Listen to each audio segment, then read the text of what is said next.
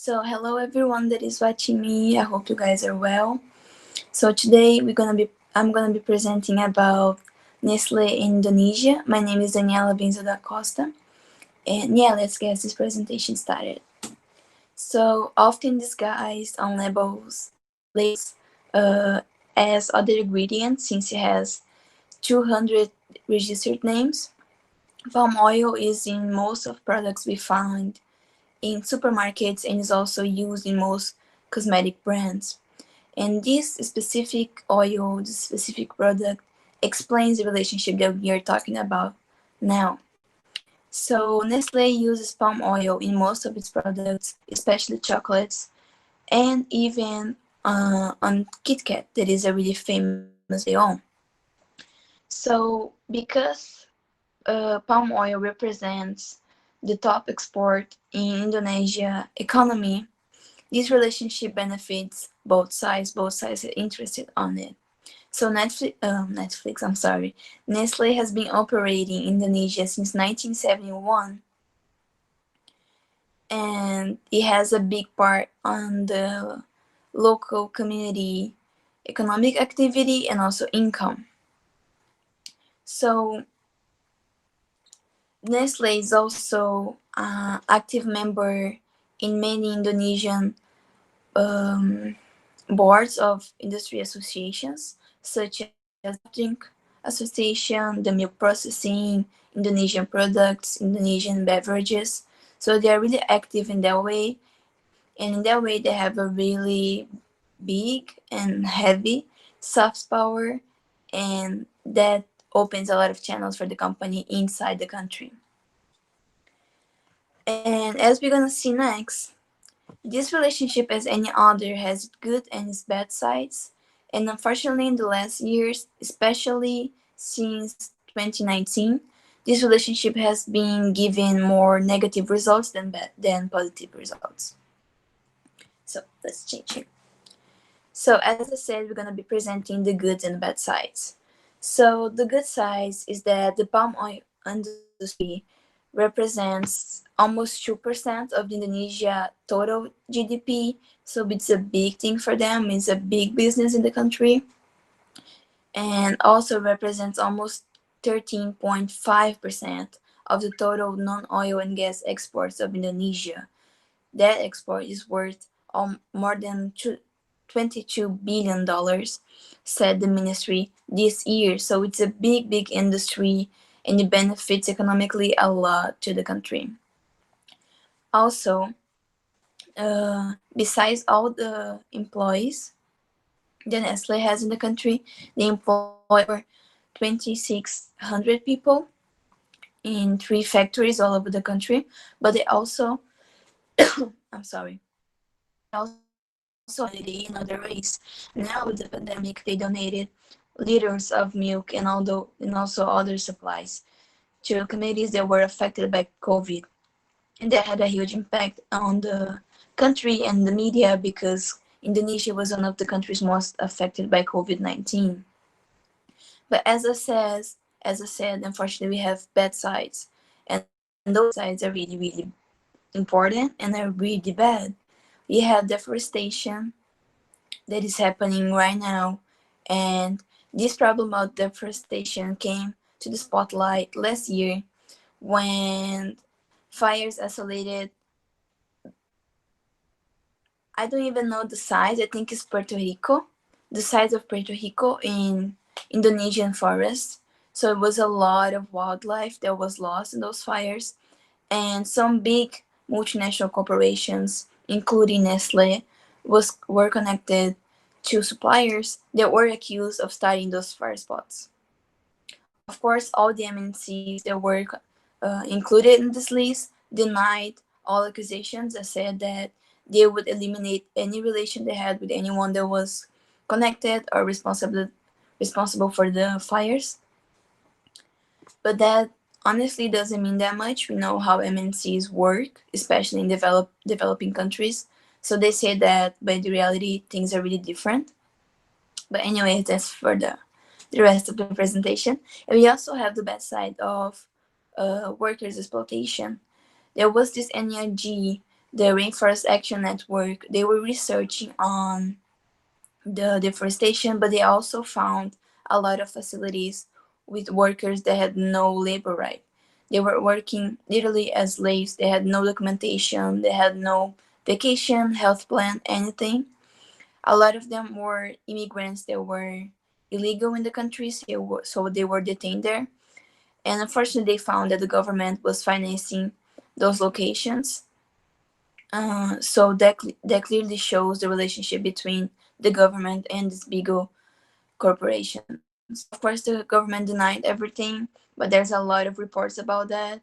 So it's pretty, I think it's pretty almost sure to say that all those facts actually happen and are true, and that the government is actually connected to them, unfortunately. So, what can we conclude from that? What can we say about these good and bad sides, and how does the MNC and the government respond to those? So, this year, the government passed a new law that was called the Omnibus B30. This law basically amended new laws to laws that were already existing in environmental and labor and social issues. This new law basically gave gave the government more power to decide where they can plant this palm oil and how, and also it took the power from cities government, because before they had this percentage, they have to create reservations, and I'm sorry, not reservations, but reserves, natural reserves, and they could not plant this kind of fruit in there. But now the government took that over and said we can put that in the minimum, we can reduce that, and we can plant more. Of course, that caused a really bad image internationally. A lot of groups, especially NGOs, came to public and said that was unacceptable. The society, Indonesian society, also was against that, but unfortunately, the law passed. 7 out of 9 political parties in the country accepted the law, so it was mainly accepted by politicians.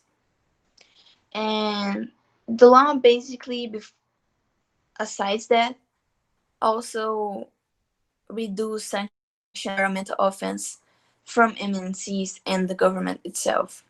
Supporter says these laws will create more jobs and increase foreign investment, but we will see that's not really what happened and what's happening there since this law was approved. So of course MNCs benefit from that. They have more palm oil, they can pay lower salaries, they can give less benefits to workers, and that of course is profitable. But the international community interfere not only by NGOs but by governments. The UK government, with response from big companies, including Nestlé, said that that was unacceptable, that Indonesia needs to find ways to increase job and economy without hurting the environment that much. So as we can see, although the law was intended to be attractive to investors, at least apart now, at least on the image, on the superficie, they are trying to be more environmental friendly, eco-friendly. So this kind of law doesn't look good in a company. So they lost a lot of investments because of that. Of course, the government said that um, it's going to be good and that the law is working, but statistics clearly show it's not. And also, the government was accused of getting on the side of the palm oil industry and the groups that control this industry in the country. They denied all allegations and said that they treat with respect and responsibility issues such as child labor, women's rights, and environmental care. But that's not really what we're seeing in action. So my overview and my conclusions on that is that although the government does not appear to have a direct relationship of benefiting specifically Nestlé, the country's law end up benefiting this MNC and others in general. I could not find information about taxes or payoffs or anything like that relating specifically the government to this company, but Nestle profits, of course, from all this exploitation of people and of the environment in Indonesia.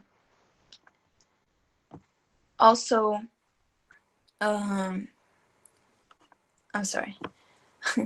Also, these companies were involved in other accusations and other legal process about child labor and slavery in their companies, in their bases in this country. But these processes are still going. There's nothing concluded yet, and of course they deny it. And the NGO says it's really hard to actually link these big MNCs to these problems because usually they outsource this kind of work. So the workers, they're actually exploiting people, or they're having illegal immigrants working for them, is not Nestle itself, but it's someone that works for Nestle or their supplies Nestle, and somehow. So that's a really hard connection to do. But also, I think that because of the helps that Nestle gives by donations, by projects in the community, and by participating in associations as such as the ones I said before, also pressure the country government to not punish these MNCs and to not make their life harder, and also to not push this kind of allegations, so the MNCs don't really have to worry about them. And I think it's understandable that the government is doing this now. I don't think it's right. I don't think it's the way to do it, but I understand why they're doing. They are a developing country, and their economy is shrinking because of the COVID. They are in the worst Asian economic crisis since the late 1990s. So their situation is really, really bad right now, and this is the way they found to try to increase foreign investment. We hope that will work somehow, but it's clearly not working, and it's just making the country hurt in the long term. And as the side to the MNC, there's not much to say. I think they're acting as a multinational corporation usually acts, and of course, they're trying to change their business into a more eco-friendly view. They're trying to pay more attention to this social and environment issues. They are still a big company, and they're still hurting developing countries such as Indonesia by their actions, and they're trying to compensate doing the minimal, like donating milk. Of course, people need to survive, people need food, but giving milk is not the way to do it, and it's not the way to actually help a community to develop.